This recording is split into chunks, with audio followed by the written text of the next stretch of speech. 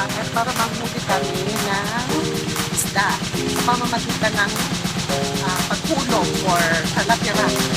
Kaya mas nakuyat po kapatid nila ganto. Nasa tubuhan po kami. Kung makikita niyo po, nandiyan yung tubuhan.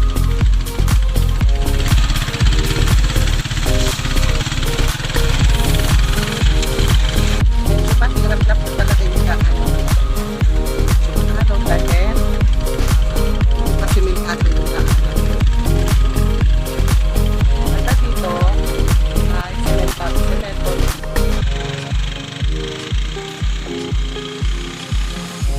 Ito naman yung bahay na Kuya Jomar.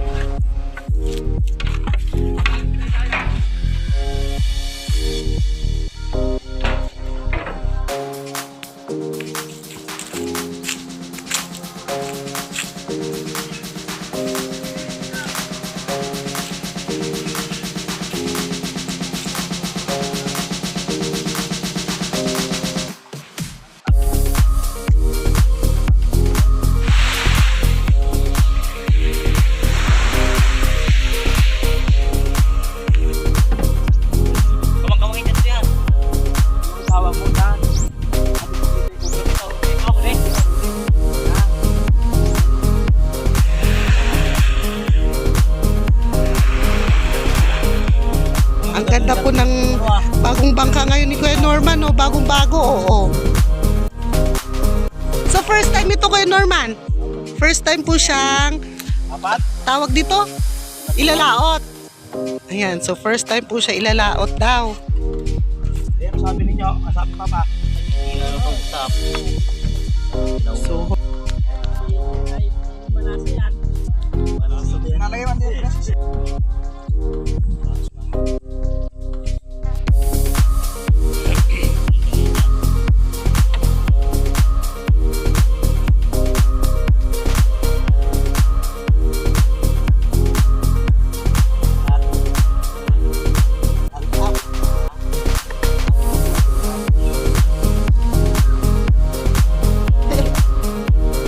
bigat din dito.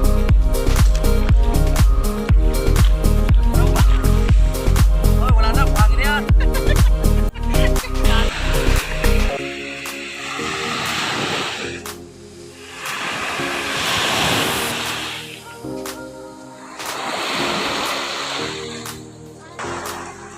Okay na ko. Buksan nyo.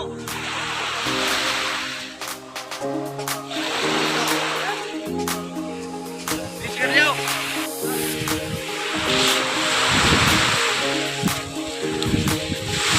Ayan na guys, pakita na sila sa dagat. Sa laot na.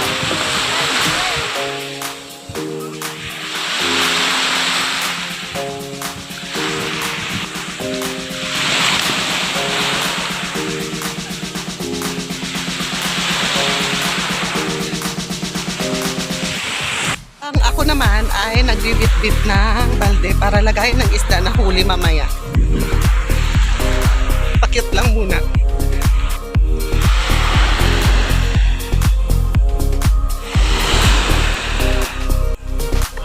Ayan na guys, dyan na sila magsistart para maghulog ng lambat doon banda sa gitna ng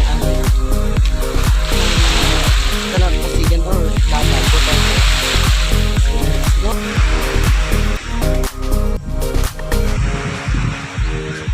Ito guys, yung halaman na usually nakikita dito sa tabing dagat. Ito ay medyo spiky.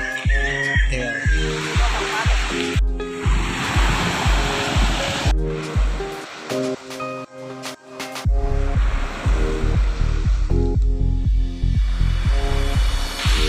So, pagkatapos niyan, doon na sila magsistart din maghila sa kabilang side.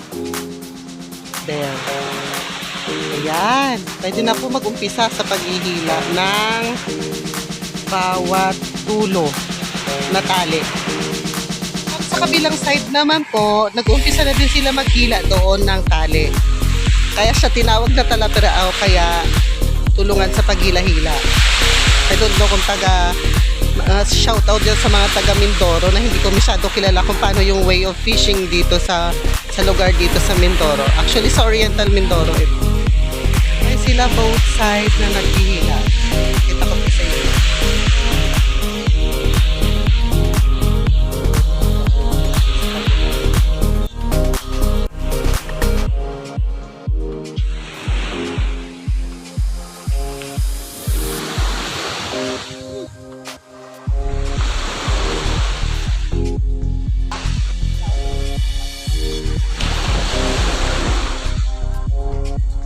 Konti yung gamaw, which is yan na yung may kahoy na ano, malapit na yung dulo. Na guys, nagbali na sila, malapit na.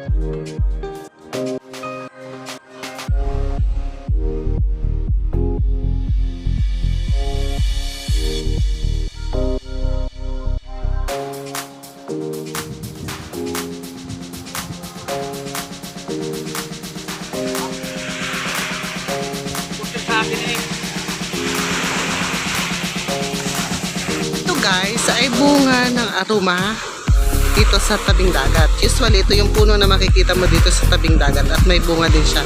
Similar siya sa sampalok. Akala ko nga sampalok siya eh. Nye.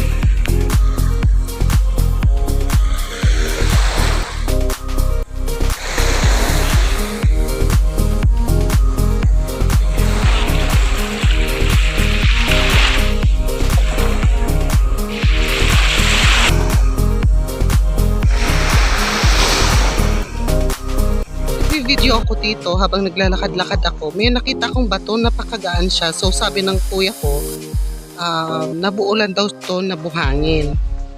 Ayan. Pero ang ganda niya, ang kinis. So nice, white.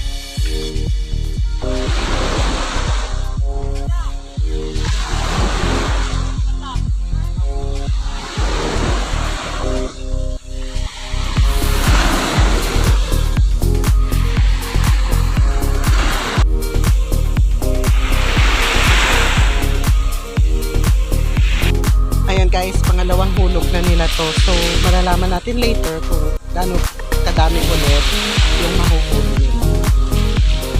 Malapit na po yung banda ang magkabila ang dulo. So, konting antay pa sa pagkabila.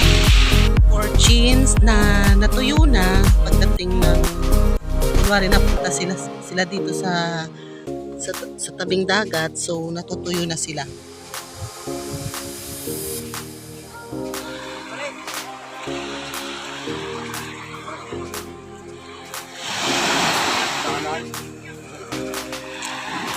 Ha?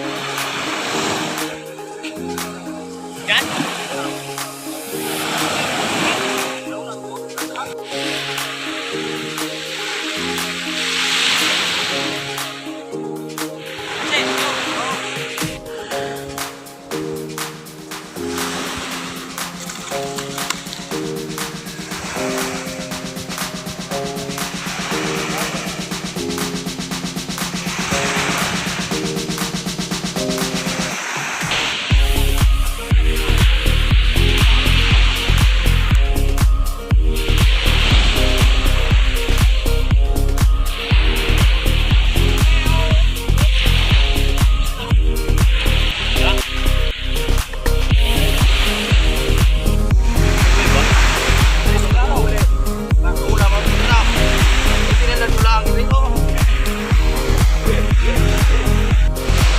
So, time check is 1 minute before 5.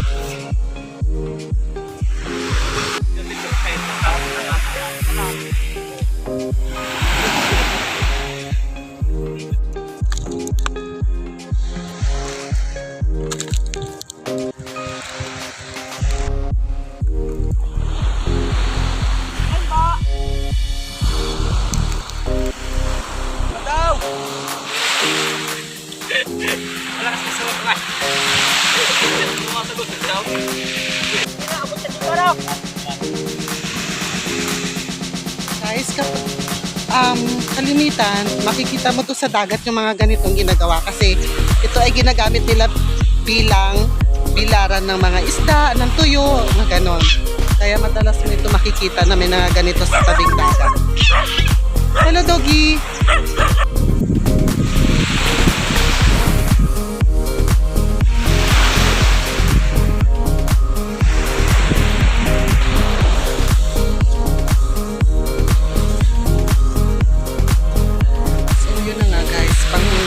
Pang last na nahuli nila yan, na hila. Last na.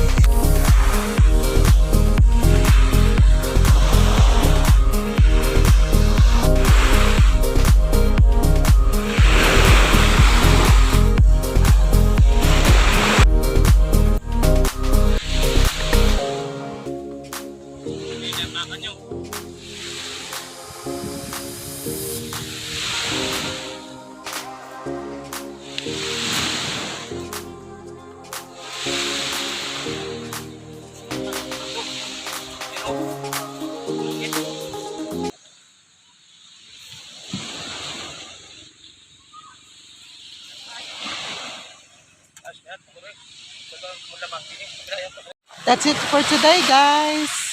See you in my next vlog. Bye!